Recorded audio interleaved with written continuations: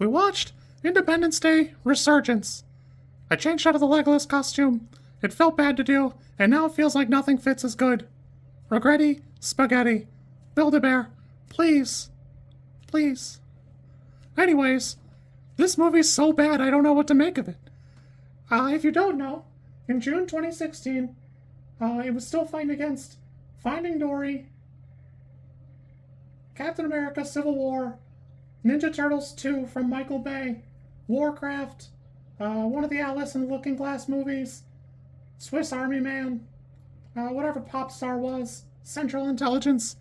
And I don't know how to tell you, if you can't beat Finding Dory in a completely different genre, after spending all that money trying to appeal to a Chinese market, you don't deserve to make the movie. There are some conflicting reports. A lot of people say that, Roland Emmerich says that when Will Smith dropped out, he should have just waited or done something else. And since he did, he had to cobble together a story. And I don't know how to tell you that this looks like the before, not the afterbirth. There's just too much. There's so much, he had 4 or 5 movie ideas, and he laid them all on the table, and he just kind of shuffled all the cards until they were one, big ugly-ass pile, and said, yeah, and then Jeff Goldblum will be over here, and then the president will be over here, and then that scientist guy's alive, he's over here. It's just a lot, and it's a lot of, it's just corny. The first 25 minutes of the movie, it's not bad.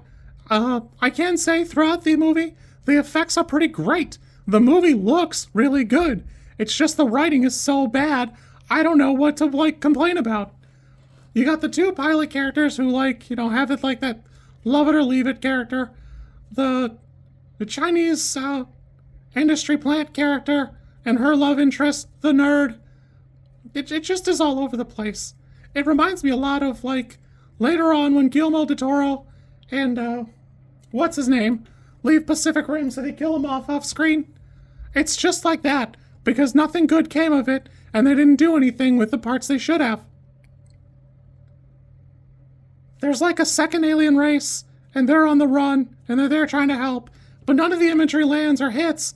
It's such a corny thing that even in the trivia section it's brought up the circle with a slash through it means foe, because it's such a dumb inclusion, it's hard to say if it matters at all.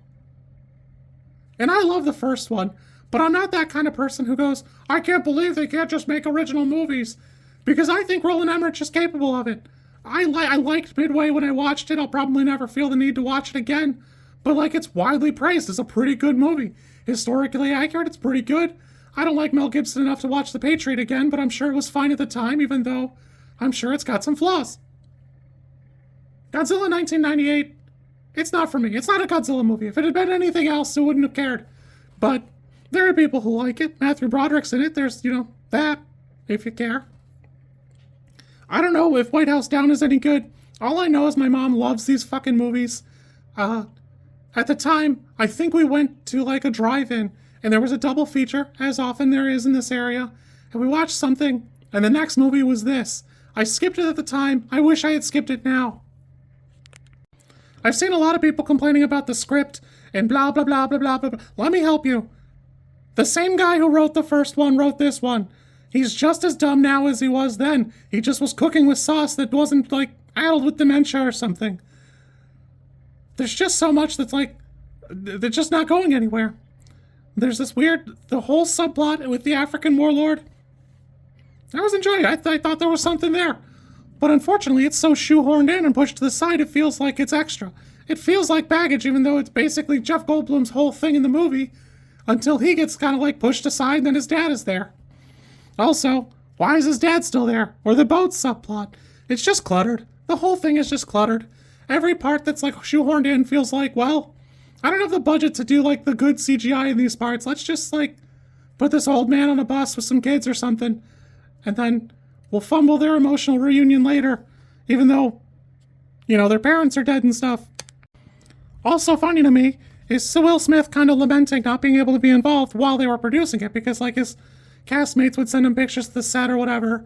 Not that I think there's a shitload of the set left, because so much of this movie moved away from the practical effects. But That's super funny to me because at the time he was working on the 2016 Suicide Squad. And I don't remember, I've watched that movie a couple of times now.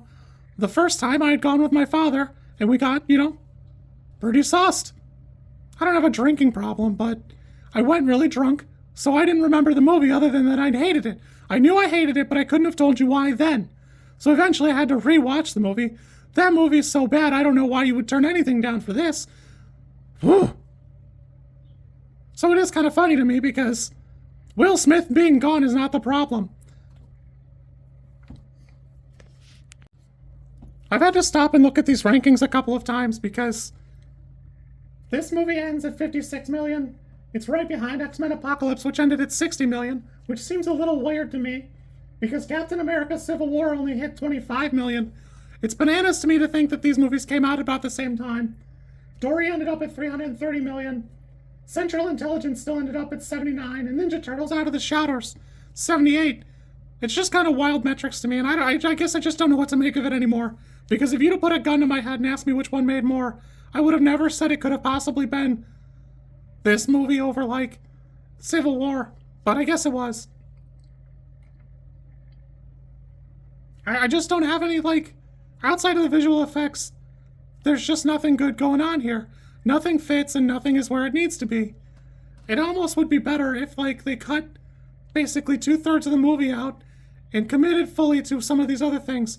Apparently there's 5 books, or maybe there's 4 books plus this one, or it's 3 books plus the 2 movie books. I don't know if there's any possibility that those movies are any good. I don't know who wrote them. I didn't look. I don't care anymore. This movie had every reason to succeed, and it just fumbles the shit out of the bag. Which is a shame because I think that, like, conceptually there's something there. It didn't have to go bigger, better, better. It could have just been a straight-up war movie, some guerrilla tactics, some running around, whatever. And it just chooses not to be at the end of the day. I do like the subplot of the president, like, slowly going insane after his mind meld, and then going more insane as the aliens come back. I really enjoyed that, but the movie's so mid, it's hard to really get into it or feel anything for it. His daughter being there and taking that last flight with him, I don't care anymore. I'm over him. If you want to look at what it was like when we actually paid visual effects artists and gave them time to work on stuff, this is what it looked like probably at the tail end of that, before we said, meh, let's just churn out a slop. So, you got that going for you. If you want to take a look at something that looked pretty good, but effectually was not that great in practice. I've seen all the videos tearing down, like, new visual effects. It's not that the technology is worse. It's that people aren't paying enough, so they don't spend enough time or energy or, like, passion on it. I want to end this movie on a better note, but the only good thing I can think of is my mother will love this movie because it's a disaster movie, and she loves 2012, and she loved Moonfall, and I suffered through Moonfall, and I still suffer every time I think about it. But that's really the highlight of it. Also, I never look at these box office numbers. But looking at it, I start to understand a little bit more. What if I told you that Zootopia made $4 million and the Angry Birds movie made $31 million? I want you to think about that. Next time they go, yeah, they're making another Zootopia movie and maybe 10 more Angry Birds movies. Although I think that, like, Rovio has successfully sunk its own boat. I just think that's wild. I guess I never really look at these because, it's not, like, relevant to me some of the time, but maybe they ought to be a little bit more relevant to me. My bad. My bad. Your kids be good. Oh. It sucks that this is, like, my second L in a row. But whatever.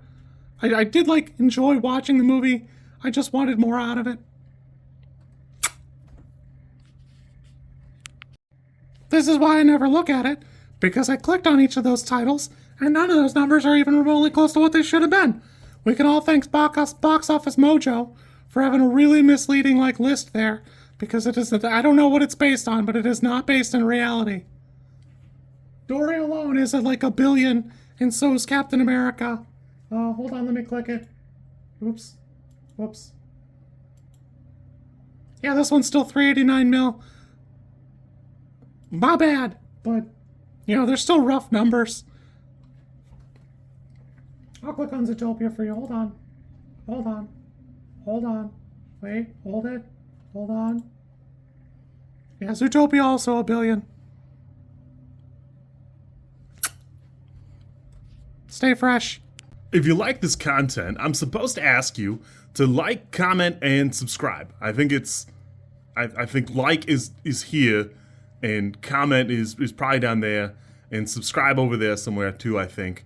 I don't know how many times this like snippet is gonna make it into a video. Everybody says you should do it this way, and I always thought it was just like an annoying thing other YouTubers did. And as you know, I am bad at editing, so if you like it, great, I'm happy for you. If you don't like it, I'm sorry.